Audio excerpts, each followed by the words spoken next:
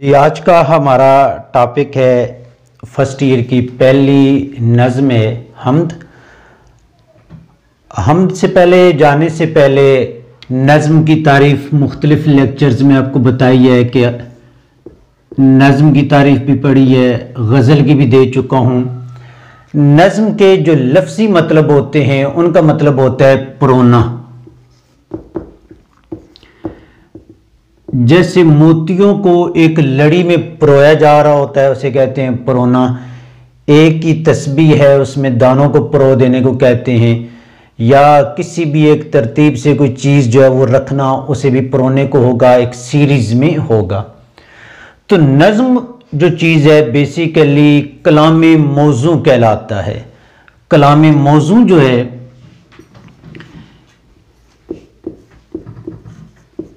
ایسا کلام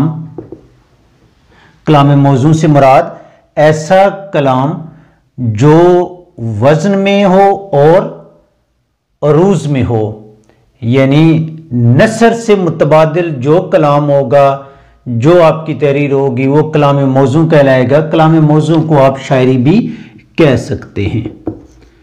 در حقیقت کسی بھی جو زبان ہے اس زبان کا جو لٹریچر تخلیق ہوا، جو کچھ اس زبان میں لکھا گیا، اس زبان کو آپ مین دو کیٹیگریز میں شمار کرتے ہیں۔ نمبر 1 چیز آ جاتی ہے نثر، اور سیکنڈ جو آ جاتی ہے وہ نظم ہوتی ہے۔ آگے بعد میں اس کی 20 اقسام ہے کہ نثر میں نظم ہے، مقالہ ہے، مضمون ہے، ناول ہے، افسانہ ہے، کوئی قصہ ہے، داستان ہے، کہانی ہے، وہ جتنی چیز نثر اور نظم میں کیا کلام موزوں یعنی شاعری، اس میں آپ کی حمد آ گئی، نعت آ گئی، غزل ہے، مرثیہ ہے، قصیدہ ہے، یا پابند نظم ہے، معرہ نظم ہے، آزاد نظم ہے، آزاد نظم اور نثری نظم۔ نثری نظم کے حوالے سے مختلف آگے پھر رہا ہیں، کچھ شعراء کہتے ہیں کہ نثری نظم اس میں نظم میں بھی شامل ہے یا نہیں ہے۔ تو سب سے پہلے نظم پرونا، اس کی جو یہ تو لفظی مطلب اب میں نے آپ کو بتایا تھا۔ اگر آپ اس کی تعریف کی طرف جائیں تو سمپل اور سادہ الفاظ میں نظم سے مراد ہے کہ کسی بھی ایک موضوع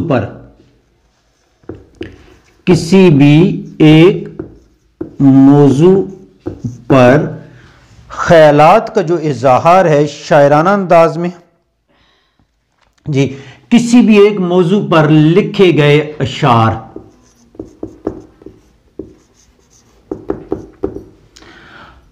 انہیں کیا کہتے ہیں؟ نظم کہتے ہیں۔ یہ اس کی سمپل یعنی سادہ اور آسان الفاظ میں تعریف ہے۔ کوئی بھی ایک موضوع آپ نے سلیکٹ کیا، اس موضوع پہ اپنے خیالات کا اظہار کیا، وہ نظم کہلائے گی۔ نظم کی پہچان یہ ہوتی ہے کہ اس کے اوپر عنوان لکھا ہوگا۔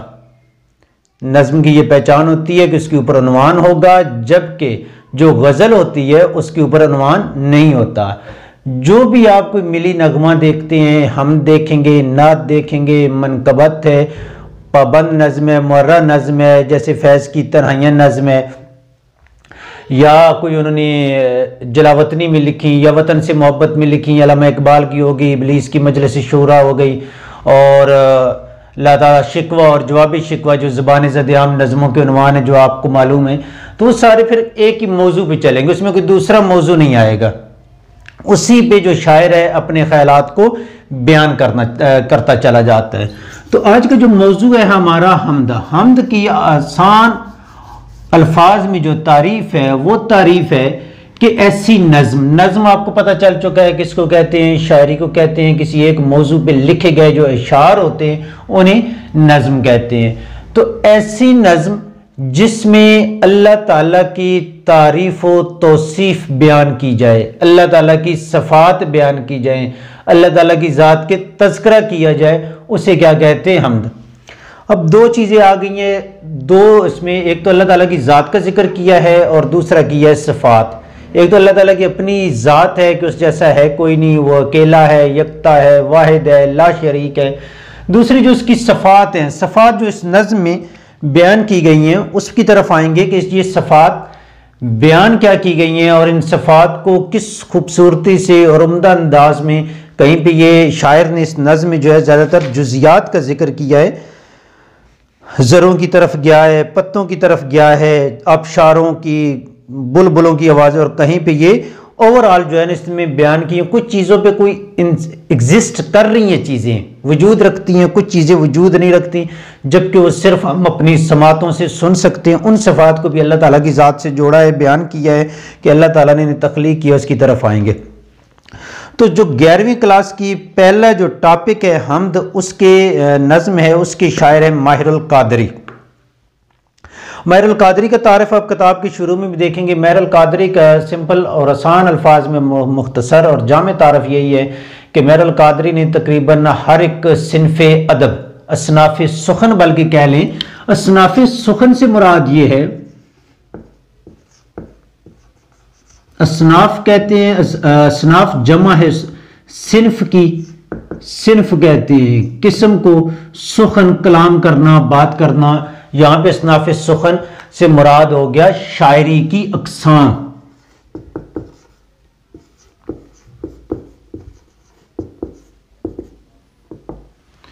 شاعری کی اقسام میں جو ہے حمد آ گئی، نظم آ گئی، مرثیہ، قصیدہ، یہ جتنی بھی نظمیں ہیں سارے ان کی تعریفات پہ بھی سارا کچھ بیان کر دی ہے، لیکچرز پڑھے ہیں وہ دیکھ سکتے ہیں۔ تو جتنی بھی اصناف سخن تھی سب میں ہمارے شاعر ماہر القادری، جس نام سے یہ مشہور ہوئی ہے، اصل نام ان کا تھا منظور حسین، ٹھیک ہو گیا، انہوں نے جو طبع آزمائی کی ہے، یعنی اپنا آپ منوایا ہے، بیان کیا ہے، وہ تمام اصناف سخن میں انہوں نے شاعری کی لکھا، لیکن جو ان کی پہچان بنی وہ حمدیہ اشعار اور نعتیہ اشعار تھے۔ ان کی بعد میں مکہ اور مدینہ میں ایک مشاعرے کے دوران ہی حرکت قلب یعنی دل کا دورہ پڑنے سے جو ہے وہ ان کی وفات ہوئی تھی اور وہیں پہ مدفون ہوئی ہے۔ تو نظم کی طرف آتے ہیں۔ سب سے پہلا شعر ہے فکر و دانش کی ہے معراج خدا کا اقرار، یہی وجدان کی آواز ہے فطرت کی پکار۔ اس نظم میں صرف قافیے ہیں، ردیف کا استعمال نہیں کیا گیا۔ آگے پھر اس کی تعریف میں بھی آگے ایکسرسائز میں بھی آپ کے موجود ہے کہ یہ پابند نظم ہے۔ پابند نظم میں ضروری نہیں ہے کہ آپ قافیہ لے کے آئیں، لیکن بعض اوقات پابند نظم جو ہے اس میں قافیہ ردیف بھی شمار ہوتی ہے، لازمی نہیں ہوتا کہ اس میں آپ ردیف لے کے آئیں، لیکن یہ ہوتی بحر میں ہے اور اوزان میں ہوتی ہے۔ فکر و دانش کی ہے معراج خدا کا اقرار، یہی وجدان کی آواز فطرت کی پکار۔ پہلے جو لفظ ہے فکر و دانش، سوچنا، پرکھنا، دانش شعور، فکر کرنا، غور کرنا، دو الفاظ کا مجموعہ ہے، مرکب ہے، ترکیب بنی ہے، جہاں پہ دو الفاظ کے درمیان واو آئے گا تو اسے کیا کہتے ہیں؟ ترکیب۔ اب دوبارہ یہ میں چیک کر لوں گا، مرکب اضافی، مرکب ترکیبی، مرکب عطفی، مرکب عطفی ہے۔ فکر و دانش کی معراج، معراج کیا ہے؟ معراج کہتے ہیں بلندی کو، عروج کو، انتہائی بلند جہاں تک کوئی نہ پہنچ سکے۔ شاعر کہتا ہے فکر و دانش کی ہے معراج، یہاں پہ وہ ایک سٹیٹمنٹ دیتا ہے کہ جو انسان کی سوچ ہے، فکر ہے، اس کا خیالات ہیں، اس کی سوچ، اس کی معراج ہے۔ کیا چیز معراج ہے؟ کہتا ہے اللہ تعالیٰ کی ذات کا اقرار۔ اقرار کا مطلب ہوتا ہے ماننا، تسلیم کرنا، ٹھیک ہو گیا۔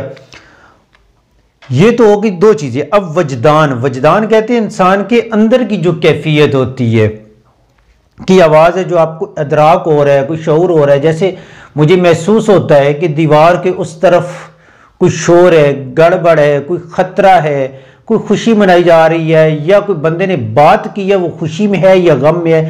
میرا اندر جو وجدان ہے وہ بیان کرتا ہے، جسے آپ چھٹی حس بھی بیان کر دیتے ہیں، وہ بیان کرتا ہے کہ دیوار کے اس طرف سے موٹر سائیکل گزر کے گیا ہے، ٹھیک ہو گیا، تو بندہ بڑی سپیڈ میں گیا ہے، اسے کوئی ضروری کام ہوگا، تو یہ کیا چیز ہے؟ وجدان۔ اب دو چیزیں سوال کہتے ہیں وجدان، ایک تو انسان کے اندر کی آواز اور دوسری ہے فطرت کی پکار۔ فطرت سے مراد جتنے بھی مظاہر فطرت ہیں، چاہے یہ پھول ہو گئے، پودے ہیں، درخت ہیں، پہاڑ ہیں، آبشاریں ہیں، پہاڑ، آبشاریں، جتنے بھی پھل، میوہ جات، ہوائیں، موسم، آسمان، زمین، یہ جو چیز آپ کو تخلیق اللہ تعالیٰ کی نظر آ رہی ہے وہ ساری ہوگی فطرت جو اللہ تعالیٰ نے تخلیق کی ہیں۔ شاعر کہتا ہے کہ انسان کی، پہلے شعر کی جو تشریح ہے، کہتا ہے کہ انسان کے جو شعور جب اپنی معراج، بلندی اور انتہا پہ پہنچتا ہے تو در حقیقت وہاں پہ پہنچ کے اسے نظر آتا ہے کہ اللہ تعالیٰ کی ذات کا وہ اقرار کر دیتا ہے، کوئی ایسی ذات ہے جو ان تمام چیزوں کو پیدا کرنے والی ہے۔ دوسری چیز کہتا ہے کہ انسان کے اندر کی جو وجدان ہے وہ بھی اس چیز کی خمیازی اور اس بات کی طرف ہے کہ وہ اللہ تعالیٰ کی ذات کا اقرار کرے۔ پھر وہ آگے فطرت کی بات کرتا ہے، فطرت کی پکار۔ اگلے اشعار میں جو فطرت کے چند ایک مظاہر کا اس نے ذکر کیا ہے، درختوں کے پتوں کا ذکر کیا ہے، پہاڑوں کا، آبشاروں کا، اور جو پرندے ہیں ان کا ذکر کیا ہے، کہ وہ جب آپ کے سامنے چہچا رہے ہیں، اڑتے ہوئے آسمانوں میں جا رہے ہیں، یہ فطرت وہ بھی در حقیقت اللہ تعالیٰ کے ہونے کی گواہی دے رہے ہوتے ہیں، ثبوت دے رہے ہوتے ہیں۔ یہاں پہ ایک واقعہ بیان کرتا چلوں کہ ایک حکایت ہے کہ کہتے ہیں کوئی شخص کسی صحرا میں بہت بڑے صحرا میں سے گزر رہا تھا، تو اسے اونٹ کے جو فضلات تھے، جیسے وہ پنجابی میں کہتے ہیں کہ اس کی لد وہ نظر آئی، اتنا سا مینگنا اسے نظر آیا، تو وہاں پہ اس کے پاس بیٹھ گیا۔ تو وہاں پہ یہ کیا ہے، فطرت، فکر و دانش ہے، وہاں پہ وہ سوچتا ہے، دروازہ بند کر دو بھائی، وہاں پہ وہ سوچتا ہے کہ اگر اونٹ کا مینگنا اتنا چھوٹا سا ہے تو وہ یہ چیز کی گواہی دے رہا ہے کہ یہاں سے کوئی بہت بڑا اونٹ گزر کے گیا، تو کہتے ہیں کہ یہ جو اتنی بڑی کائنات ہے تو یہ بھی پھر گواہی دے رہی ہے کہ اسے کوئی بنانے والا ہے۔ اسی طرح ایک اور حکایت ہے کہ کسی ایک ولی تھے، کوئی اللہ والے بزرگ، ان کے پاس ایک شخص آیا تو کہتا ہے کہ اللہ تعالیٰ کی اگر ذات ہے تو بتائیں کہ اللہ کہاں پہ ہے اس وقت۔ یہ جو لفظ ہے نا، فکر و دانش کی معراج، اب یہ معراج پہ میں بتا رہا ہوں اس کی تشریح میں، اور جب بھی شعر کی آپ تشریح لکھیں گے تو یہ حکایات، یہ واقعات آپ اس تشریح میں بیان کر سکتے ہیں اور کرنے چاہیے، کیونکہ تشریح ہوتی ہے سادہ الفاظ میں بیان کرنا۔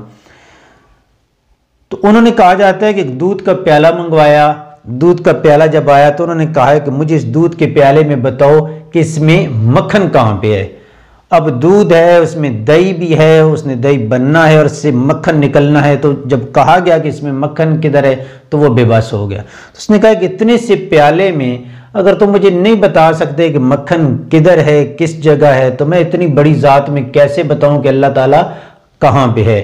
اور جیسے ناز خیالوی کا شعر ہے نا کہ نفی بھی تیرے ہونے کا پتہ ہے، تو جہاں پہ انکار ہے تو سمجھ جائیں کہ وہاں پہ اقرار ہے، اللہ تعالیٰ کی ذات موجود ہے۔ یہ جو فکر و دانش کے حوالے سے چیزیں بتائی تھی، آگے جو وجدان اور فکر و دانش کا بتایا، آگے فطرت کی پکار کیا کہتی ہے، اسے اگلے شعر میں، دوسرے شعر میں چلے جائیں۔ دوسرے شعر میں شاعر کہتا ہے، ذرے ذرے کی شہادت کے خدا ہے موجود، پتے پتے کو ہے سانے کی صفت کا اقرار۔ سانے کہتے ہیں خالق کو، کاریگر کو، بنانے والے کو، سانے، کاریگر، بنانے والا، تخلیق کرنے والا۔ ٹھیک ہو گیا۔ دوسرے شعر میں کہتا ہے، ذرے ذرے کی شہادت کے خدا ہے موجود، پتے پتے کو ہے سانے کی صفت کا اقرار۔ اب جو چھوٹے سے چھوٹا ذرہ ہے وہ جب مل کر ایک وہ لٹل سینڈز ہے، ایک نظم ہے، 9th کلاس میں ہم نے انگلش میں پڑھی تھی، ولیم ورڈزورتھ کی تھی، اس میں وہ کہتا ہے کہ یہ چھوٹے چھوٹے جو ذرے ہیں مل کر ایک بہت بڑے صحرا کو جنم دیتے ہیں، اور پانی کی جو چھوٹے چھوٹے قطرات ہیں ایک نہ ختم ہونے والے ایک بہت بڑے سمندر کو جنم دیتے ہیں، اسے پیدا کرتے ہیں۔ اسی طرح یہاں پہ شاعر کہتا ہے ذرے ذرے کی، یہ تکرار لفظی شاعر لے کے آیا ہے۔ تکرار لفظی سے شاعر اپنی بات میں، اپنی سوچ میں وزن ڈال رہا ہے کہ ایک ایک ذرے کی جو شہادت ہے، شہادت مین گواہی دے رہا ہے، چاہے یہ ایک ذرہ جو اس انک میں سے نکل رہا ہے اس بورڈ میں پیوستہ ہے، یہ بورڈ اگر ایک انسان کی تخلیق ہے تو اس بورڈ کے لیے جو ذرات، جو مٹیریل لیا گیا وہ بھی کسی ایسی جگہ سے لیا گیا ہے جو اللہ تعالیٰ نے تخلیق کی ہے۔ اگر یہ مارکر ہے، اس مارکر کے جو پلاسٹک ہے، پلاسٹک کہاں سے جن چیزوں سے بنی یا جہاں سے اس چیزیں بنی ہیں وہ پیچھے جا کے تان ٹوٹے گی اللہ تعالیٰ کی ذات سے ہی۔ تو جو ذرے ذرے کی شہادت کہتے ہیں گواہی دے رہا ہوں، جیسے اشہد اللہ الہ پڑھتے اب کیا ہوں میں گواہی دے رہا ہوں، میں اس چیز کی مکمل شہادت پیوست کر رہا ہوں اس چیز کو کہ یہ موجود ہے۔ ایسی ایک ذرہ پہاڑ کے اندر ہے، صحرا کے اندر ہے، گرد کے اندر ہے، یا کوئی ذرہ مل کے پہاڑ بنا رہا ہے، یا ذرے پانی کے قطرے مل کے سمندر بنا رہے ہیں، تو وہ ساری چیز کس کی؟ اللہ تعالیٰ کی گواہی دے رہی ہیں۔ یہ تو ذرات، چونکہ اب شاعر کی اس میں کاریگری دیکھیں ہمارے شاعر کی، کہ پہلے ذرے ذرے کا ذکر کیا ہے، وہاں پہ وہ شاعر کس طرف گیا ہے؟ جتنے بھی پتھر ہیں، زمین ہے، صحرا ہے، خشکی کی طرف گیا ہے۔ دوسری طرف پتے پتے کو دوبارہ تکرار لفظی لے کے آئے، یعنی جتنے بھی سینکڑوں ہزاروں قسم کے جو درخت ہیں، پودے ہیں، ان پہ لاکھوں کروڑوں اربوں لگے ہوئے پتے موجود ہیں، اور اربوں پتوں میں سے کوئی ایک پتا بھی ایسا نہیں ہے جو اللہ تعالیٰ کی صنف یعنی سانے اس کی کاریگری کا ثبوت نہ دے رہا ہو۔